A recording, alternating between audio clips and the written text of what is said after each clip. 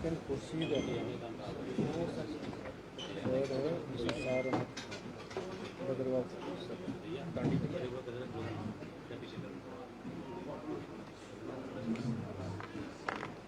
करें।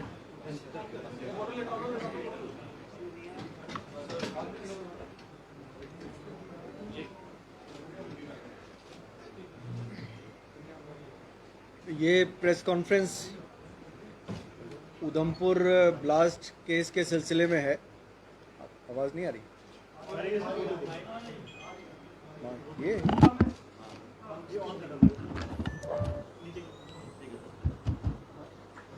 ये जो प्रेस कॉन्फ्रेंस है ये उधमपुर ब्लास्ट केस के सिलसिले में है, जो कि 9 मार्च को हुआ था। सलाथिया चौक पे ये इंसिडेंट हुआ था जिसमें 17 लोग इंजर्ड हुए थे और एक की डेथ हुई थी। इस केस के सिलसिले में पिछले 2.5 महीने से लगातार उधमपुर डिस्ट्रिक्ट पुलिस की टीम जो है काम कर रही थी, जिसमें SHO, SDPO, एडिशनल SP और DIG साहब, ये पूरी टीम लगातार इस केस के पीछे लगी रही। और इसके बाद आखिरकार में ये हमें कामयाबी मिली, जिसमें सबसे पहले हमने मोहम्मद रमज़ान, जो कि नील का रहने वाला है, नील बनिहाल का रहने वाला है, उसको गिरफ्तार किया।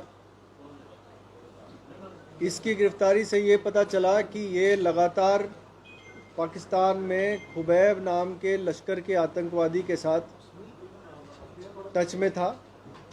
खुबैब डोडा का रहने वाला है और 15-17 साल पहले ये पाकिस्तान चला गया था और वहाँ से लगातार लश्कर की गतिविधियों में शामिल रहा है। खुबैब ने इसको मोटिवेट किया। इसके फादर की डेथ 2003 में हुई थी, वो भी लश्कर का एक आतंकवादी था और उस बुनियाद पे खुबैब ने इसको मोटिवेट किया और इसको आईडी उठाने में और प्लांट करने के लिए मोटिवेट कर दिया। 1 मार्च को इसने उधमपुर आके रेकी की। इसको रिकनेसेंस वाली जगह का अंदाज़ा खुबैब ने दिया था कहाँ पे करना है, और उस रेकी करने के बाद 9 तारीख को इसने यहाँ आके एक स्पेसिफाइड लोकेशन जो कब्रिस्तान के पास था, वहाँ पे खुबैब के कहने पे आईडी उठाई, उसको एक्टिवेट किया और 10 से 12 मिनट का टाइम था जो इस आईडी पे लगा था। उस दौरान ये गया और इसने सलाथिया चौक पे इसको प्लेस किया और फिर वहाँ से निकल गया। इस काम को करने के लिए ना सिर्फ ये सेल्फ मोटिवेटेड था, बल्कि इसको पैसे की भी प्रॉमिस की गई थी खुबैब के द्वारा, और कुछ दिन बाद इसके अकाउंट में 30,000 रुपये डिपॉजिट हुए।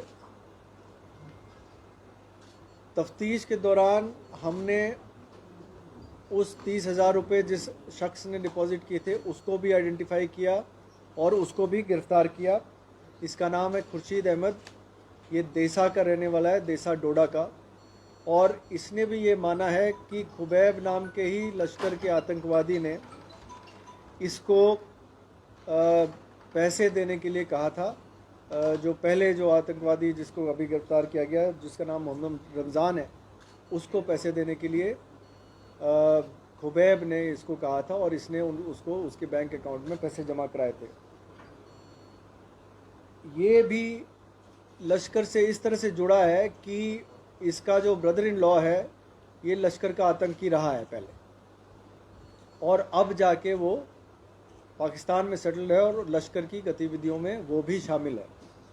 इसके ब्रदर इन लॉ का नाम है बिलाल अहमद और ये तकरीबन 2002 में यहाँ से एक्सफिल्ट्रेट करके पाकिस्तान गया था और वहाँ से तब से लश्कर से जुड़ा रहा है। इसी कड़ी में खुबैब की जो मॉड्यूल है जो यहाँ पे काम कर रही है, उसमें एक और शख्स जिसका नाम है निसार अहमद खान, ये भद्रवाह का रहने वाला है, इसको भी गिरफ़्तार किया गया है।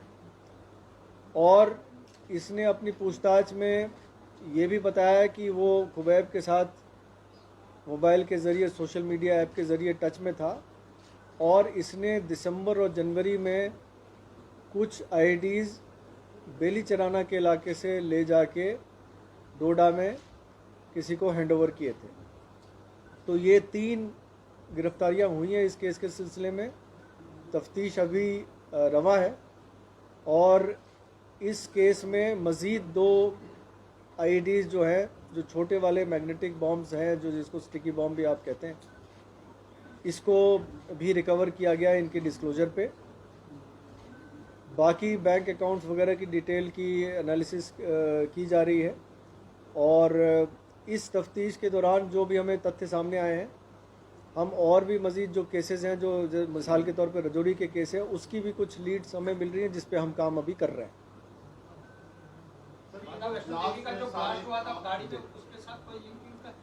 फिलहाल अभी तक उस केस से कोई लिंक नहीं मिला है, लेकिन तफ्तीश अभी शुरुआती स्टेज पे है। बहुत सारे लोगों से इसमें पूछताछ करनी जानी है। अभी 10 से 15 लोगों को और पूछताछ के दायरे में शामिल किया गया है। मज़ीद खुलासे जब होंगे तो आपको बताया जाएगा। सर, लेकिन ये जितने ब्लास्ट में चाहे रजौरी पुंछ का हुआ, ये उधमपुर, क्या ये कनेक्टेड है? क्या कुछ लीड्स आपको मिली है? मैंने जैसे कि आपको बताया है कि उधमपुर का केस तो इस मॉड्यूल ने किया ही है।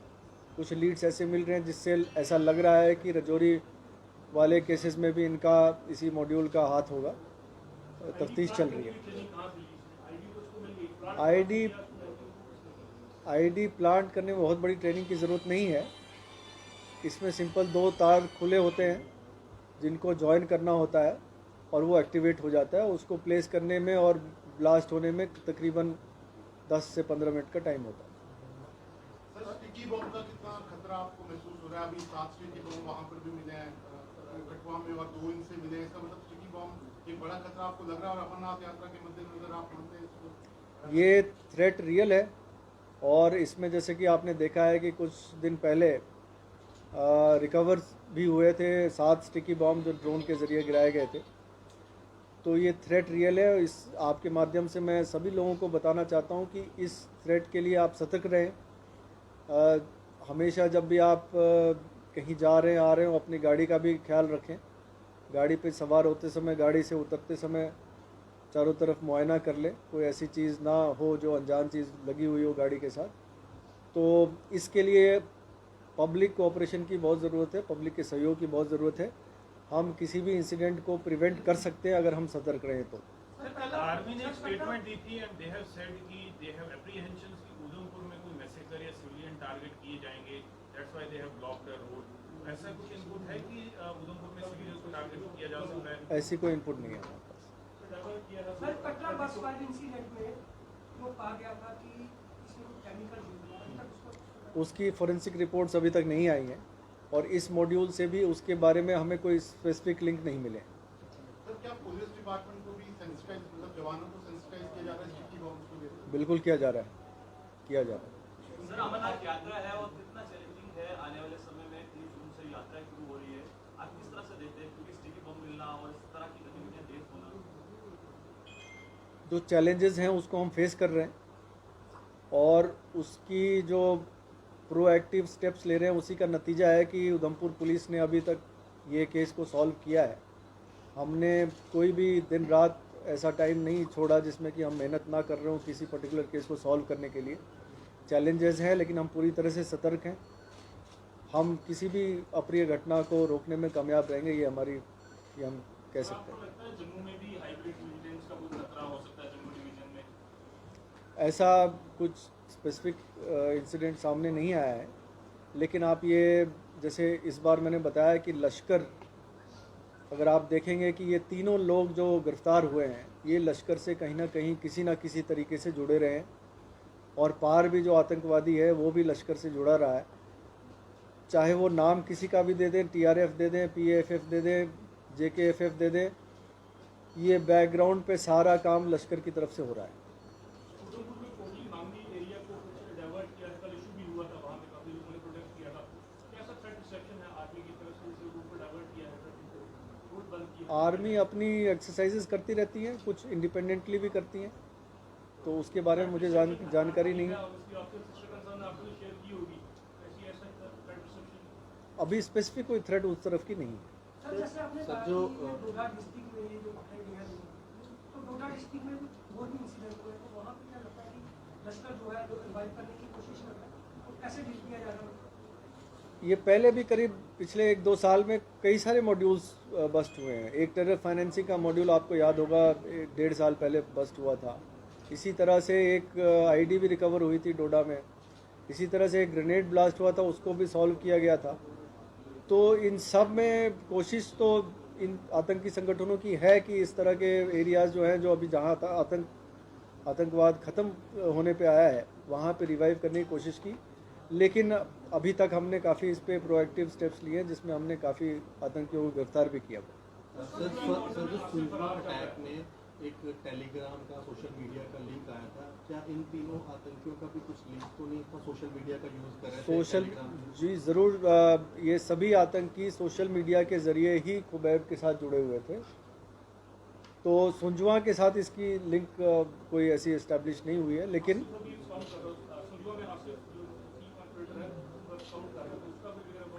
उसकी खोज चल रही है। कश्मीर पुलिस से भी हमने मदद मांगी है। अगर वो एक्टिव नहीं हुआ हो तो जल्दी पकड़ा जाएगा। सर कल एक इनपुट आया था कि कश्मीर में जो टारगेट और सेलेक्टिव किलिंग हो रही है उसकी प्लानिंग पीओके में की गई थी और उसी कोई 200 लोगों की लिस्ट जो है पीओके में तैयार की गई थी। क्या जम्मू प्रोविंस में भी इस तरह की कोई खबर है कि पीओके में बैठकर कुछ इस तरह की प्लानिंग की गई है? पाकिस्तान पीओके में ज़रूर आतंकी संगठनों के ट्रेनिंग हेडक्वार्टर्स है, तो ऐसा हो सकता है कि वहाँ भी प्लानिंग हो रही है। कोई स्पेसिफिक ऐसी कोई स्पेसिफिक इंस्टेंस नहीं आई। इससे रमज़ान जो है वो मनाली में था काफ़ी लंबे समय तक, तो वहाँ पर कुछ उसके बैकवर्ड लिंकेजेस जो हैं उस पर भी काम कर रहे हैं। हम कोई भी लिंकेजेस नहीं छोड़ेंगे, चाहे बैकवर्ड फॉरवर्ड किसी भी तरह की लिंकेजेस हो। हम हर छोटी चीज़ पे काम करेंगे ताकि आतंकवाद से जुड़े किसी भी लिंक को अनटच न रखा जाए। सर हम सुन रहे हैं कि इस बार अमरनाथ यात्रा में RFIDs आप यूज करने वाले, क्या इस तरह का प्लान आप लोगों का है और कैसे? ये अमरनाथ श्राइन बोर्ड की डिसीजन है, ये वाकई ये स्टेप लिया जा रहा है और इसकी जानकारी बहुत ज़्यादा वो अमरनाथ श्राइन बोर्ड ही दे सकती है।